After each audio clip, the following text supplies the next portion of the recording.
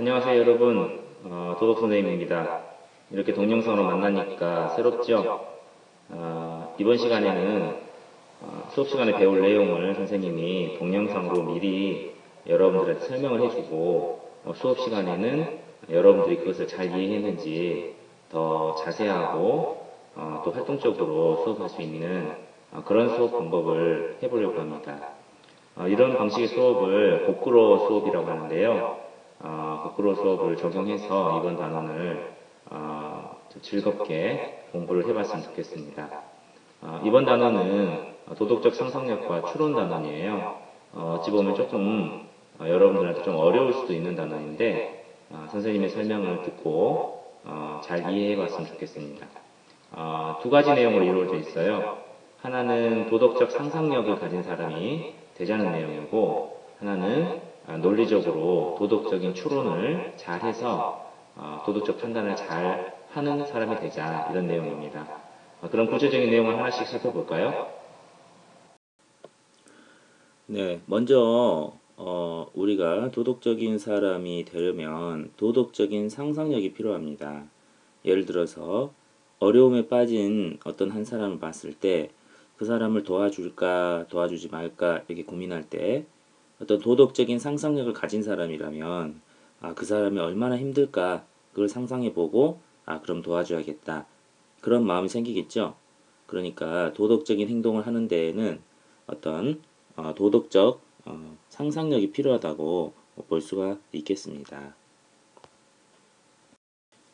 이러한 도덕적 상상력의 종류에는 도덕적 민감성과 공감, 결과 예측, 역지사지 이러한 것들이 있는데요.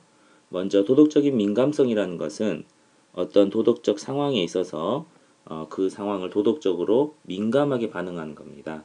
그래서 다른 사람들은 그냥 지나칠 때 나는 저 사람을 도와줘야겠다. 이 일을 해야겠다. 라고 민감하게 느껴야 된다는 것이죠. 그 다음 공감은 다른 사람의 감정을 함께 느끼는 겁니다. 그래서 저 사람이 얼마나 힘들까? 나도 저 상황이 되면 마음이 어떨까? 이런 공감하는 마음을 가질 때 도덕적인 행동이 가능하겠죠. 그 다음에 결과 예측은 앞으로 일어날 일에 대해서 결과를 미리 예측해 보는 겁니다. 이대로 계속 행동하다가는 안 좋은 결과가 나오겠다. 다른 사람한테 피해를 주겠다. 그럼 이런 행동을 하지 말아야겠다. 또 이러이러한 좋은 행동을 해야겠다. 라는 결과를 예측을 잘하는 사람이 도덕적인 행동을 많이 하게 된다고 볼 수가 있겠습니다. 또 나머지 하나는 역지사지죠. 여러분들 역지사지란 말을 많이 들어봤을 텐데 서로 입장을 바꿔놓고 생각해 본다는 그런 뜻입니다. 그래서 한자로 보면 바꿀 역자에 땅 지자, 그 다음 생각할 사자에 또 어조사 지자로서 서로 땅을 바꿔놓고 생각해봐라.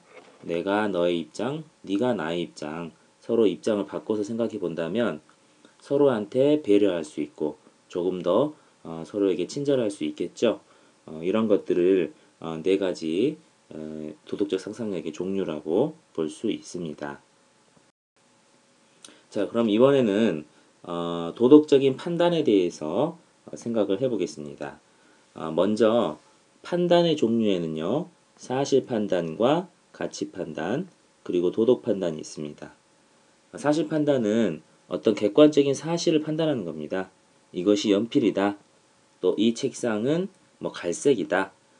지금 나무에 열매가 2개 달려 있다. 이렇게 객관적인 사실을 판단하는 거죠. 그 다음 가치 판단은 가치관이 들어있는 판단입니다. 좋다, 나쁘다, 귀하다, 귀하지 않다, 비싸다, 싸다. 이런 것은 그 사람의 가치관에 따라 다르거든요. 그래서 이 연필은 너무 비싸다 라는 가치관이 담겨있는 판단은 가치 판단입니다. 왜냐하면 같은 가격이라 하더라도 어떤 사람은 비싸다고 생각할 수도 있고 어떤 사람은 별로 안 비싼데 이렇게 생각할 수도 있겠죠. 그것은 그 사람의 가치관의 문제라고 볼 수가 있겠습니다. 그러므로 이런 판단은 가치 판단입니다. 다음 마지막으로 도덕 판단은 말 그대로 도덕적인 판단을 하는 것이죠. 도덕적 관점에서 판단을 하는 것인데 야, 너 이 연필을 빌려주다니 착하다.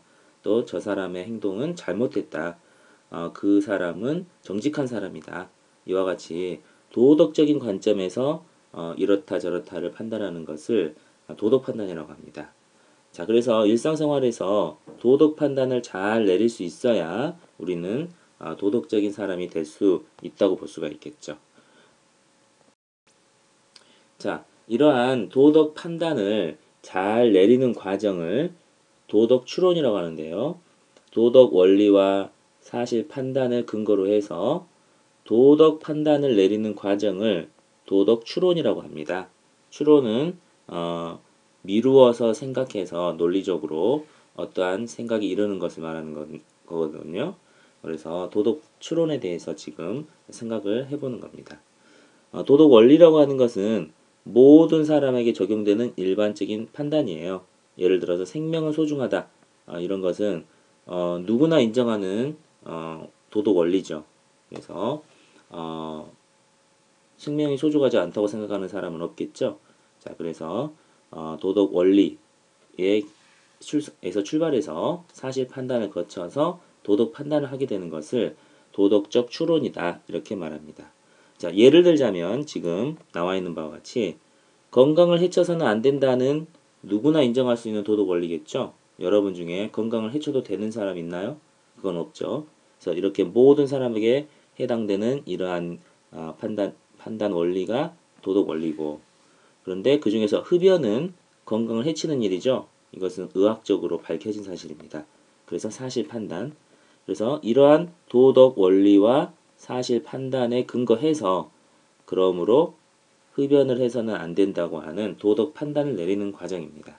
바로 이와 같이 도덕 원리와 사실 판단을 거쳐서 도덕 판단에 이르는 과정을 도덕적 추론이라고 하고, 우리가 도덕적인 올바른 판단을 내리려면 이 도덕 추론을 제대로 내릴 수가 있어야겠죠.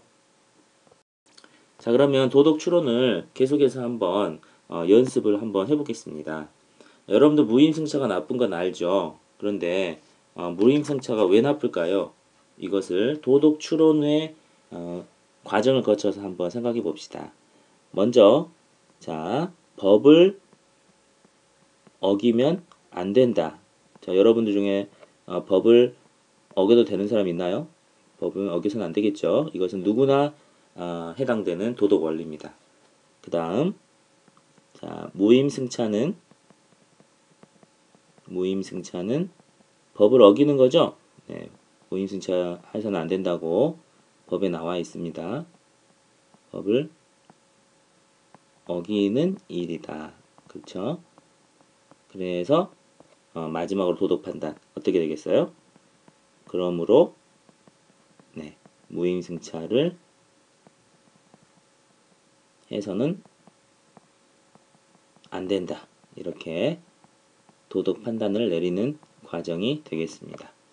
자, 이와 같이 여러분들 도덕 원리, 누구나 지켜야 되는 도덕 원리에서 객관적인 사실 판단, 이것을 거쳐서 우리가 지금 어떤 행동을 해서는 안 된다, 어떤 행동은 옳다 그르다, 이런 도덕 판단을 하게 되는 것이 바로 도덕 추론이었습니다.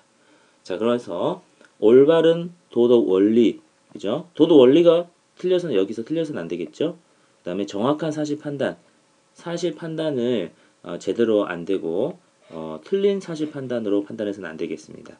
그래서 올바른 도덕 원리와 정확한 사실 판단을 근거로 도덕적 추론을 올바르게 할 수 있어야 된다.